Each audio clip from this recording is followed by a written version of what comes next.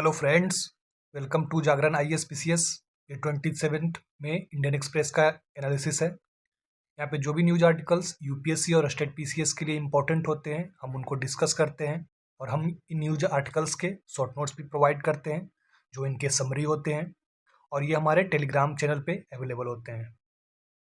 चलिए शुरू करते हैं पहले न्यूज हेडलाइन से, और इसके बाद हम डिटेल में कौन कौन से आर्टिकल्स को डिस्कस करेंगे उसको हम देखेंगे। ये फ्रंट पेज है। यहाँ पे जो न्यूज आर्टिकल्स आपके लिए इम्पोर्टेंट है वो है दिल्ली डस्ट प्रॉब्लम। हमने कल देखा था कि दिल्ली में कैसे एक डस्ट पॉल्यूशन जो है मेजर सोर्स ऑफ पॉल्यूशन है और इसका क्या सॉल्यूशंस है, तो उसी से रिलेटेड ये आर्टिकल है। उसके बाद क्वाड से रिलेटेड न्यूज़ है। क्वाड फॉरेन मिनिस्टर्स की मीटिंग कल हुई थी, सो ये न्यूज़ में है, और इंडिया और यूएस के बीच क्रिटिकल और रेयर मिनरल्स को लेकर के जो एग्रीमेंट हुए हैं उससे रिलेटेड न्यूज़ जो है हेडलाइन में है। इसके बाद HDFC बैंक जो एक लार्जेस्ट प्राइवेट बैंक है इंडिया में, इसमें कुछ इरेगुलरिटीज़ देखी गई है, उससे रिलेटेड न्यूज़ है जो कि प्राइवेट बैंक के गवर्नेंस और कोड ऑफ एथिक्स से रिलेटेड है। सो ये फ्रंट पेज के हेडलाइंस है। नेक्स्ट न्यूज़ जो हम डिस्कस करेंगे वो एडिटोरियल पेज से है। ये दो आर्टिकल जो अभी क्वाड समिट हुआ, क्वाड फॉरेन मिनिस्टर्स का मीटिंग हुआ, उससे रिलेटेड है। ये इंडिया यूएस रिलेशंस कैसे डेवलप हुए, क्या चैलेंजेस हैं, उससे रिलेटेड है। और अगेन ये शॉर्ट आर्टिकल है इंडिया यूएस रिलेशन से related. Next news article RBI का डिविडेंड, मतलब कि आरबीआई के पास जो सरप्लस अर्निंग होती है वो गवर्नमेंट को ट्रांसफ़र किया जाता है, वो आरबीआई एक्ट के तहत किया जाता है। सो अभी तक का ये लार्जेस्ट ट्रांसफ़र था, सो ये न्यूज़ में है। और इससे रिलेटेड जो क्या इशूज़ हो सकते हैं ये डिविडेंड ट्रांसफ़र के, वो इस आर्टिकल में बताया गया है। Next news article explain page से है। ये इंडिया में जो अभी हीट वेव चल रहा है और उससे रिलेटेड न्यूज़ से रिलेटेड है, और हमारे यहाँ हीट वेव को कैसे मेजर किया जाता है और उसके क्या सॉल्यूशंस है, सिटी स्पेसिफिक क्या सॉल्यूशंस होनी चाहिए, क्या जो डिफरेंट स्टेट्स में जो हीट वेव है क्या एक जैसा है, और उसके लिए जो हम पॉलिसी अपनाते हैं क्या वो एक जैसी होनी चाहिए या डिफरेंट होनी चाहिए, इस आर्टिकल में बताया गया है। चलिए शुरू करते हैं फर्स्ट न्यूज आर्टिकल से जो कि नेशन पेज का है, और इंडिया और क्वाड मीटिंग जो अभी हुआ था उससे रिलेटेड ये आर्टिकल है। अभी यूएसए के जो secretary of state Marco Rubio हैं वो इंडिया में आए हुए थे, तो यूएस और इंडिया के बीच जो एक इम्पॉर्टेंट एग्रीमेंट है वो क्रिटिकल मिनरल्स से रिलेटेड हुआ है। क्रिटिकल मिनरल्स क्या होते हैं, जैसे कि कुछ मिनरल्स जैसे कि लिथियम, कोबाल्ट, निकेल, सेमीकंडक्टर से रिलेटेड जो एलिमेंट है जैसे कि सिलिकॉन, जर्मेनियम, गैलियम। सो ये एलिमेंट सेमीकंडक्टर और उससे रिलेटेड बनने वाले जो इक्विपमेंट हैं, जैसे कि सबसे इम्पोर्टेंट इसमें है चिप।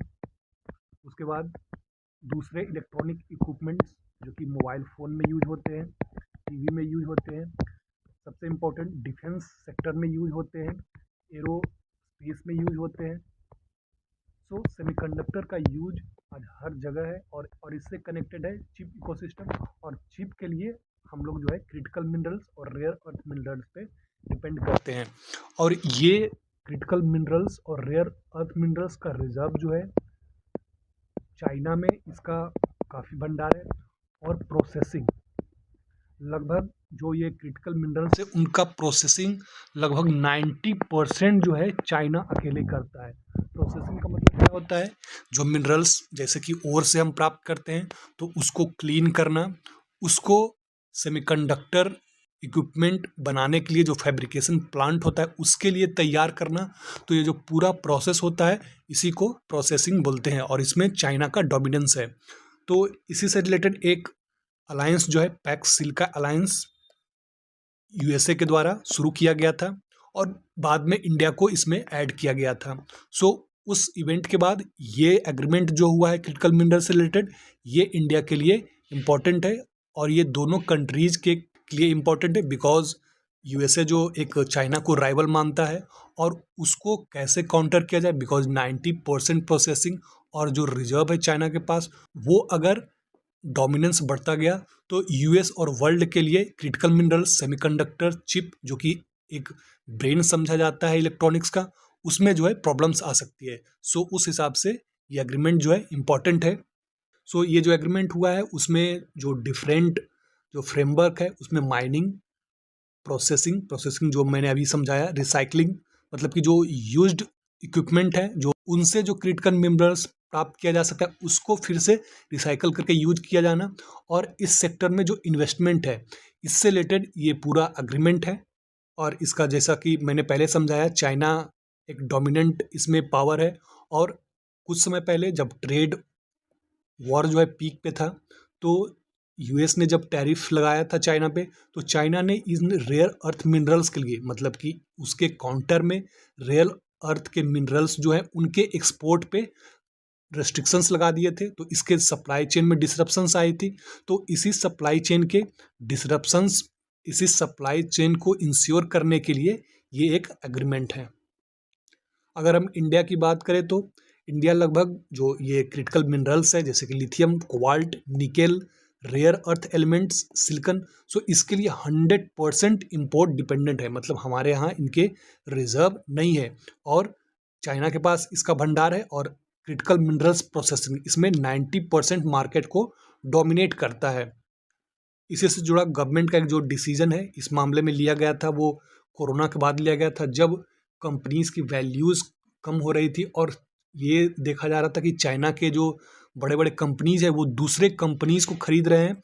सो उसमें गवर्नमेंट ने उस समय ये पॉलिसी लाई थी कि जो भी बॉर्डर कनेक्टेड कंट्रीज़ है हमारे यहाँ से, मतलब इंडिया के जो भी बॉर्डर कनेक्टेड कंट्रीज़ है उनसे अगर कोई इन्वेस्टमेंट किया जाता है, सो उसको पहले जो है गवर्नमेंट की अप्रूवल लेनी होगी, ताकि गवर्नमेंट जो है चाइना के द्वारा जो बड़ी कंपनियां हैं वो इन्वेस्टमेंट का बहाना बनाकर हमारे इन कंपनीज को अपने कंट्रोल में ना ले ले। सो इससे इस न्यूज़ से रिलेटेड जो इम्पोर्टेंट चीज़ें आपको प्रीलिम्स के लिए ध्यान रखनी है वो है जो क्रिटिकल मिनरल्स है जैसे कि lithium, cobalt, nickel, rare earth element, silicon, वो आपको ध्यान रखने चाहिए। इनका यूज किन किन चीज़ों में होता है जैसे कि semiconductor, artificial intelligence, because chip एक इम्पॉर्टेंट पार्ट होता है तो वो सेमीकंडक्टर से बना है। एडवांस्ड मटेरियल जो कि डिफरेंट इलेक्ट्रॉनिक इक्विपमेंट में बनाए जाते हैं, ये सेमीकंडक्टर से बनाए जाते हैं। सो ये एलिमेंट, ये आपको इम्पॉर्टेंट चीज़ें प्रीलिम्स के लिए ध्यान में रखनी है, और ये एग्रीमेंट जो है ये मेंस के लिए एज अ पॉइंट ऐड कर सकते हैं। आगे बढ़ते हैं next news article. Next news article editorial page से रिलेटेड है। अभी अमेरिका के secretary of state Marco Rubio India में आए हुए थे, और अभी क्वाड समिट भी हुआ है, क्वाड फॉरेन मिनिस्टर्स की मीटिंग हुई है। सो उससे रिलेटेड ये न्यूज आर्टिकल है। सो इस न्यूज आर्टिकल में ये डिस्कस किया गया है कि नो डाउट अभी करेंट जो पिछले कुछ टाइम बीते हैं उनमें इंडिया और यूएस का रिलेशन जो है टेंस रहा है, चाहे वो टैरिफ को लेकर के हो 50% टैरिफ, चाहे ट्रंप जो यूएस के प्रेसिडेंट है उनका जो पब्लिक एड्रेस हो उसको लेकर के जो कंट्रोवर्सीज रहा हो, या फिर चाइना और पाकिस्तान को लेकर के जो यूएस का स्टांस है उनमें जो चेंज दिखाई दिया है। बिकॉज अभी चाइना विजिट पे थे यूएस प्रेसिडेंट, तो इंडिया के लिए क्या इससे निकल कर के आता है। और जब पाकिस्तान के हमारे साथ जो कॉन्फ्लिक्ट हुआ था उस समय जब इस इशू को लेकर के ऐसा बोला गया था कि ट्रंप ने ये मेडिएशन करवाया है, सो उस समय ये जो कंट्रोवर्सी हुआ था, ये इन सब वजहों से जो हमारा रिलेशन है कुछ बीते समय में टेंस गुजरा है। बट इसके बावजूद ये ऑथर जो है उन्होंने इस आर्टिकल में बताया कि क्यों हमारे लिए यूएस इम्पॉर्टेंट है, और हम कैसे इस रिलेशन को यूटिलाइज करके अपने आप को इंटरनली स्ट्रेंथन करते हुए आगे बढ़ सकते हैं, और हमारी पॉलिसी जो है इस तरह से होनी चाहिए। पहले देखते हैं यूएसए हमारे लिए क्यों इम्पोर्टेंट है। सो इस आर्टिकल में ऑथर ने बताया है कि अमेरिका इंडिया का एक लार्जेस्ट ट्रेड पार्टनर है। 2024-25 का ये डेटा है। इंडिया और यूएसए का जो ट्रेड है वो लगभग $132 बिलियन, जिसमें कि $80 बिलियन के आसपास इंडिया एक्सपोर्ट करता है, और $40 बिलियन के पास अमेरिका जो है इंडिया में एक्सपोर्ट करता है। उसके बाद सेकंड नंबर पे चाइना था, बट चाइना इंडिया का लार्जेस्ट ट्रेड पार्टनर हो गया, बट ये ऊपर नीचे होता रहता है। तो आप कह सकते हैं कि यूएसए जो है इंडिया का लार्जेस्ट ट्रेड पार्टनर है। उसके बाद इन्वेस्टमेंट को लेकर के देखें तो सिंगापुर के बाद, जो कि फर्स्ट लार्जेस्ट इन्वेस्टर है इंडिया में, जहाँ से कि एफडीआई हमारे यहाँ आती है, उसके बाद यूनाइटेड स्टेट ऑफ अमेरिका है, जहाँ से इन्वेस्टमेंट हमारे यहाँ आती है। उसके बाद जो टेक्नोलॉजी से रिलेटेड कोऑपरेशन है, अब जितने भी टेक्नोलॉजी कंपनीज देख लें, सो उनसे हम किसी न किसी तरीके से जुड़े हुए हैं, और हमारे स्टूडेंट जो है mostly United state of America में प्रीफर करते हैं हायर एजुकेशन के लिए। सो इस तरह से ट्रेड, इन्वेस्टमेंट, टेक्नोलॉजी, एजुकेशन, इनके लिए हम यूएसए से डीपली कनेक्टेड है। और इन्हीं चीज़ों का हवाला देते हुए ऑथर ने ये बताया है कि हमारे और यूएसए के जो रिलेशंस है, जो सोशल और कल्चरल रिलेशंस है, इन्हीं इंगेजमेंट की वजह से बना है, और वो रसिया और चाइना से काफ़ी ज़्यादा है। मतलब इस न्यूज़ आर्टिकल में ये बताया गया है कि कोल्ड वॉर के दौरान, जब कोल्ड वॉर चल रहा था 1992 तक, उससे पहले जो इंडिया और यूएस के रिलेशन है, अभी के जो रिलेशन है उससे काफ़ी ज़्यादा टेंस थे। तो जब हमने वो टाइम को पास कर लिया और अब ये जो टाइम आया है, तो ये हमारे लिए उतना मुश्किल नहीं है जो कि उस समय का था। तब क्या था, यूएसए जो है पाकिस्तान को हेवली सपोर्ट करता था, और हमारा और यूएसए का जो मिसट्रस्ट था वो काफ़ी ज़्यादा था। और उसकी वजह थी कि हमारा जो पॉलिसी है, जो हमारा इंटरनेशनल रिलेशन है, वो सोवियत यूनियन से ज़्यादा इंक्लाइंड था। उसके बाद जब हमारा न्यूक्लियर जो टेस्ट हुआ था, उससे अमेरिका जो है काफ़ी उसको अपोज किया था। सो ये सब इश्यूज थे जब प्री कोल्ड वॉर एरा में हमारे रिलेशन जो है यूएसए के साथ टेंस थे। उसके बाद 1990 जब सोवियत यूनियन का कोलैप्स हुआ, उसके बाद हमारे यहाँ इकोनॉमिक रिफॉर्म्स हुए, और हमारे रिलेशन जो है अमेरिका के साथ शिफ्ट होते गए और सुधरते गए। सो अब अमेरिका जो उनका स्ट्रेटजिक शिफ्ट है, पाकिस्तान और इंडिया, इसके बीच हाइफनेशन, ये जो आर्टिकल में बताया गया डी हाइफनेशन, पहले इंडिया की बात जब भी होती थी तो उसको पाकिस्तान से जोड़कर देखा जाता था, ये यूएस की पॉलिसी थी। उस पॉलिसी में अब ये शिफ्ट आया है, इंडिया को पाकिस्तान के लेंस से देखने के बजाय इंडिया को एशिया में एज अ इम्पोर्टेंट पार्टनर के रूप में यूएसए देखता है। और अगेन चाइना को बैलेंस करने के लिए ये और भी ज़्यादा इम्पोर्टेंट हो जाता है। बट इसमें कुछ जो कंसर्न है जो ऑथर ने बताए हैं, वो है अभी जो टैरिफ से रिलेटेड जो इश्यूज था। सो वो इस तरह का इशू जब होता है तो एक दूसरे के प्रति जो ट्रस्ट है वो कम होता है।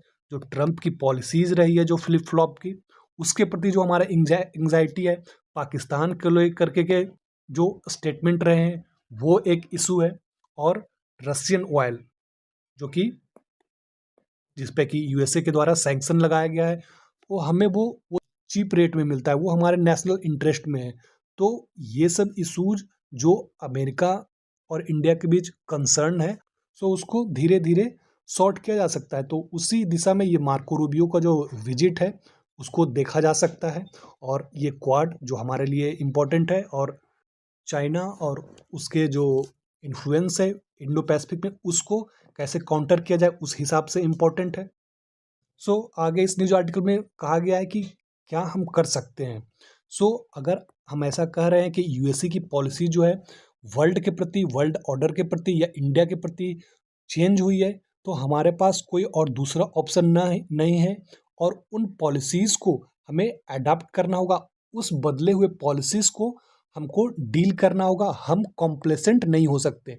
मतलब अगर हमारे लिए यूएसए इम्पोर्टेंट है तो हम ये नहीं कह सकते कि हम इंगेज नहीं करेंगे। हम जो है हमारे इंटरेस्ट जो है यूएसए के इंटरेस्ट से अलग है।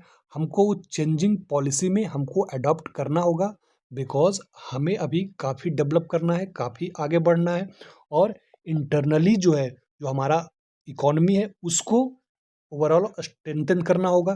तभी जो है दूसरे कंट्रीज़ भी हमारे ऊपर ट्रस्ट दिखाएंगे, बिलीव करेंगे। सो इस न्यूज़ आर्टिकल में जो इंपॉर्टेंट चीज़ें हैं जो आप ऐड कर सकते हैं मेंस पॉइंट ऑफ व्यू से, वो हिस्टोरिकल रिलेशन हमारे यूएसए के साथ कैसे रहे हैं, यूएसए हमारे लिए क्यों इम्पोर्टेंट है, ये पॉइंट्स जो है आप ऐड कर सकते हैं। इम्पोर्टेंट जो कि कंसर्न्स है वो क्या है, और ये जो है ये लाइन आप इंक्लूड कर सकते हैं। नेक्स्ट न्यूज़ आर्टिकल आगे बढ़ते हैं। Next news article editorial page से लिया गया है। अभी आरबीआई के द्वारा अब तक का लार्जेस्ट सरप्लस जो है डिविडेंड के रूप में उसको गवर्नमेंट को ट्रांसफ़र किया गया है। सो ये न्यूज़ में है। सो इस आर्टिकल में बताया गया है कि आरबीआई जो है किस तरह से अर्न करती है और गवर्नमेंट को इस ट्रांसफ़र में फुल्ली डिपेंडेंट क्यों नहीं होना चाहिए, उससे रिलेटेड जो कंसर्न है वो इस आर्टिकल में बताए गए हैं। सो आरबीआई के द्वारा अभी तक का जो लार्जेस्ट एवर ट्रांसफ़र है, जो आरबीआई के पास सरप्लस होता है इनकम में, उसको आरबीआई ने ट्रांसफ़र किया है और वो लगभग 2.87 लाख करोड़ है। ये ट्रांसफ़र जो है ये आरबीआई एक्ट 1934 उसके तहत किया जाता है। और आरबीआई जो है ऐसा अपने लिए जो कंटिजेंसी रिस्क होता है, मतलब कि रिस्क के समय जो रिजर्व रखना चाहिए वो रिजर्व को रख करके, जैसा कि बिमल जलान कमेटी के द्वारा सजेस्ट किया गया था, तो वो रिजर्व रखने के बाद ये डिविडेंड ट्रांसफ़र किए गए हैं। अब ये आरबीआई जो है ये इनकम अर्न कैसे करती है, तो आरबीआई के पास जो रिजर्व है उसको वो गवर्नमेंट और जो फॉरेन गवर्नमेंट, जो इंडियन गवर्नमेंट या फॉरेन गवर्नमेंट उनके बॉन्ड है उनमें इन्वेस्ट करती है, उनसे उनको इंटरेस्ट मिलता है। उसके बाद जो फॉरेक्स रिजर्व उनके पास होता है, तो जब क्राइसिस सिचुएशन आती है, जब रुपी और डॉलर के बीच में जो जो एक्सचेंज रेट है वो फ्लैक्चुएट होता है, तब आरबीआई सेल या परचेज करती है। आरबीआई डॉलर का सेल या परचेज करती है, तो उससे जो अर्निंग होता है वो अर्निंग का एक पार्ट होता है। उसके बाद आरबीआई जो डिफरेंट बैंक्स हैं इंडिया में उसको लेंड करते हैं, उससे जो इंटरेस्ट मिलता है उससे अर्निंग होती है। और करेंसी जो आरबीआई इशू करता है, तो जो करेंसी आरबीआई के द्वारा प्रिंट किए जाते हैं उनमें उसका कॉस्ट जो है बहुत कम आता है, और जब वो इशू करते हैं तो उससे जो अर्निंग होती है, तो ये सारे सोर्स है आरबीआई के इनकम के। अब गवर्नमेंट के लिए ये इम्पोर्टेंट क्यों होता है ये ट्रांसफ़र? बिकॉज गवर्नमेंट का जो फिजिकल डेफिसिट है, मतलब जितना एक्सपेंडिचर माइनस इनकम, तो वो जो फिजिकल डेफिसिट आता है उसको उसकी भरपाई करने में ये डिविडेंड जो है ये ट्रांसफ़र काफ़ी इंपॉर्टेंट होता है। और इस आर्टिकल में बताया गया कि लगभग जो फिजिकल डेफिसिट गवर्नमेंट का होता है उसका लगभग 20% की भरपाई ये कर देता है। बिकॉज गवर्नमेंट जो है सब्सिडी स्कीम्स है, जैसे कि फ्यूल को लेकर के हो, फर्टिलाइज़र को लेकर के हो, जैसे कि अभी आप देख रहे होंगे कि फ्यूल के प्राइसेस बहुत ज़्यादा अभी बढ़ रहे हैं। सो गवर्नमेंट जो अभी सब्सिडी देगी फ्यूल को लेकर के, और फर्टिलाइज़र का भी सेम इशू है, देन फूड सब्सिडी। सो इन सब्सिडी और दूसरे जो एक्सपेंडिचर है उसकी वजह से जो फिजिकल डेफिसिट होता है उसकी भरपाई करने में ये काम आते हैं। बट इस ट्रांसफ़र में कुछ इश्यूज़ भी हैं और वो इम्पोर्टेंट इश्यूज़ हैं। इस आर्टिकल में बताया गया है कि क्यों नहीं गवर्नमेंट को इन ट्रांसफ़र पे डिपेंडेंट होना चाहिए। बिकॉज़ आरबीआई की जो अर्निंग है वो ज़्यादातर जो बॉन्ड मार्केट है, जो लेंडिंग है, उनसे होती है, मतलब कि इंटरेस्ट रेट से होती है। और इनके जो बॉन्ड मार्केट है या फिर जो लेंडिंग है, इसका जो इंटरेस्ट रेट है वो बढ़ता या घटता रहता है। तो जो आरबीआई की अर्निंग है वो स्टेबल नहीं होती है। जैसे कि गवर्नमेंट के जो अर्निंग है वो टैक्सेस की वजह से आती है, तो उसको एक स्टेबल सोर्स माना जाता है। बिकॉज टैक्सेस एक फिक्स होते हैं, कंजम्पशन लगभग बहुत ज़्यादा फ्लक्चुएट नहीं करता है, तो वो इनकम फिक्स होता है लगभग। लेकिन ये जो आरबीआई का इनकम है वो स्टेबल नहीं होता है। सो इस आर्टिकल में बताया गया है कि गवर्नमेंट को ऐसा ना हो कि गवर्नमेंट जो है इन ट्रांसफर्स पे एडिक्टेड हो जाए, मतलब इन ट्रांसफर्स की आदत लग जाए, और जो गवर्नमेंट के द्वारा फ्रीबीज दिए जाते हैं या जो एक्स्ट्रा खर्च किए जाते हैं जो कि हमारे लिए फिजिकली चैलेंज पैदा करते हैं, सो अगर गवर्नमेंट इन पे डिपेंडेंट हो जाएगी तो वो फ्रीबीज जो है और बढ़ सकता है। इसके बाद जो इन्वेस्टर का परसेप्शन है गवर्नमेंट के प्रति या आरबीआई के प्रति, वो जो है एक निगेटिव इम्पैक्ट हो सकता है उसका। बिकॉज अगर गवर्नमेंट जो है इस तरह से, मतलब कि बार बार जो ट्रांसफ़र जो है गवर्नमेंट को अगर किया जाएगा, सो इन्वेस्टर्स के साथ ये परसेप्शन बनेगा कि आरबीआई और गवर्नमेंट का नेक्सस है और इकोनॉमी जो है सही सिचुएशन में नहीं है। सो ये निगेटिव इम्पैक्ट हो सकता है। हालांकि ये जो ट्रांसफ़र है वो एक एक्ट 1934 आरबीआई एक्ट के जरिए ही किया जाता है। सो आर्टिकल में कहा गया है कि नो डाउट ये लीगल है और ये होना भी चाहिए, बट गवर्नमेंट को इस पे ओवर डिपेंडेंट नहीं हो जाना चाहिए। तो इससे रिलेटेड, इस न्यूज़ आर्टिकल से रिलेटेड जो इम्पोर्टेंट चीज़ें आपको ध्यान में रखनी है वो ये आरबीआई जो इनकम अर्न करती है वो कैसे करती है ये आपको ध्यान रखना है। उसके बाद ये सरप्लस ट्रांसफ़र क्या है, ये आरबीआई एक्ट के तहत ये ट्रांसफ़र होता है, वो आपको ध्यान रखना है। और इससे रिलेटेड जो इश्यूज़ है कि वो स्टेबल अर्निंग नहीं है आरबीआई का, वो आपको ध्यान रखना है। Next news article. अभी इंडिया में नॉर्थ और नॉर्थ वेस्टर्न पार्ट में हीट वेव चल रहा है। तो इस आर्टिकल में बताया गया है कि ये जो हीट वेव है इसको कैसे मेजर किया जाता है, कौन से इक्विपमेंट मॉडल्स यूज किए जाते हैं और इनको टैकल करने के लिए हमारी क्या स्ट्रेटजी होनी चाहिए, क्या जो डिफरेंट स्टेट्स हैं, डिफरेंट एरियाज़ हैं, उनमें स्ट्रेटजी सेम होनी चाहिए या अलग होनी चाहिए, ये पूरा न्यूज आर्टिकल में ये डिस्कस किया गया है। ये हीट वेव जो है हमारे यहाँ सीजनल है, मतलब कि ये अप्रैल मई का जो महीना होता है उसमें गर्म तेज हवाएं चलती है और उसकी जो वजह है जो डिफरेंट रीजन में है, कुछ रीजन्स में हाई सोलर रेडिएशन, मतलब कि ट्रॉपिक ऑफ कैंसर उस लाइन के बिलो आती है तो वहाँ हाई सोलर रेडिएशन आता है। कुछ एरियाज़ में ड्राई विंड्स चलते हैं, जैसे कि जो राजस्थान और जो हमारा वेस्टर्न इंडिया है वहाँ ड्राई विंड्स चलते हैं। कुछ एरियाज़ में ह्यूमिडिटी से रिलेटेड जो समस्या है वो आती है और कुछ एरिया में जैसे कि जो एक्सट्रीम वेस्टर्न पार्ट है वहाँ पे लो प्रेशर की समस्या होती है। सो इन सब वजहों से ये हीट वेव होता है। बट ये फिनोमेना हमारे यहाँ सीजनल है, मतलब कि यूजुअल है। ये जैसे जैसे मौसम चेंज होता है, वेदर चेंज होता है, तो वो हर एक साल हीट वेव आता है। बट दिक्कत इसमें क्या है कि इसकी इंटेंसिटी अब बढ़ रही है। पहले जो 40 टू 42 डिग्री टेम्परेचर था वो 3-4 दिनों के लिए होता था। अब जो है 44 टू 46 टेम्परेचर जो है ये 4 से 5 दिनों के लिए होता है। सो इस तरह के जो इरेटिक बिहेवियर है वेदर के, वो जो है ज़्यादा बढ़ रहे हैं और वो इशू है। सो इस तरह के हीट वेव को जो मेजर करने का तरीका है वो हमारे यहाँ वो डिफरेंट लोकेशन में हमारे यहाँ वेदर स्टेशंस होते हैं जिसको इस्टेब्लिश किए जाते हैं और उससे मेजर किया जाता है हीट वेव को। उसके बाद जो सेटेलाइट रिमोट सेंसिंग होता है, मतलब कि सेटेलाइट के जरिए जो टेम्परेचर है उसको कलर कोडिंग के जरिए मेजर किया जाता है। उसके बाद डिफरेंट कंप्यूटर मॉडल्स होते हैं जिसके जरिए जो है इन डेटा को कलेक्ट करके ये फोरकास्ट किया जाता है कि हीट वेव कैसा रहेगा हमारे यहाँ। 5 से 10 दिन पहले उनका फोरकास्टिंग किया जाता है। सो इस न्यूज आर्टिकल में जो बताया गया है कि जो हमारे यहाँ डिफरेंट एरियाज़ हैं उनमें जो हीट वेव का कारण है वो डिफरेंट है। सो हमारे यहाँ जो मेजरमेंट का जरिया है या फिर जो हमारे यहाँ उससे उस हीट वेव को डील करने का स्ट्रेटजी है वो डिफरेंट होना चाहिए, वो सिटी स्पेसिफिक होना चाहिए। बिकॉज जो हीट वेव के कॉजेज़ हैं वो अलग अलग एरियाज़ में अलग अलग रीजन से आते हैं। जैसा कि मैंने पहले बताया, कुछ जगह पे हायर सोलर रेडिएशन, कुछ जगह ड्राई विंड, कुछ जगह मॉइस्चर की इशू होती है और कुछ जगह लो प्रेशर इशू होता है। सो जो डिफरेंट सिटी है, डिफरेंट एरियाज़ हैं, उनमें डिफरेंट मेजरमेंट और मॉनिटरिंग इसके जरिए हमें हीट वेव को डील करना चाहिए। इसके बाद कुछ एरियाज जो है वहाँ जो एंथ्रोपोजेनिक कारण हैं, जैसे कि मतलब कि डेवलपमेंट के वजह से जो हीट वेव या जो क्लाइमेट चेंज वो हो रहा है। जैसे कि आप अर्बन हीट लैंड को ले लें, अर्बन हीट आइलैंड।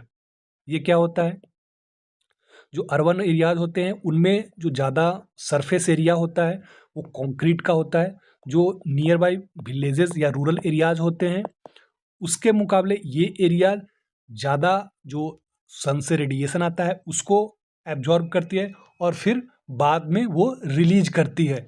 सो ये जो है यहाँ पे अगर आप एक ग्राफ बनाएंगे टेम्परेचर का तो इस तरह से ऐसे होगा।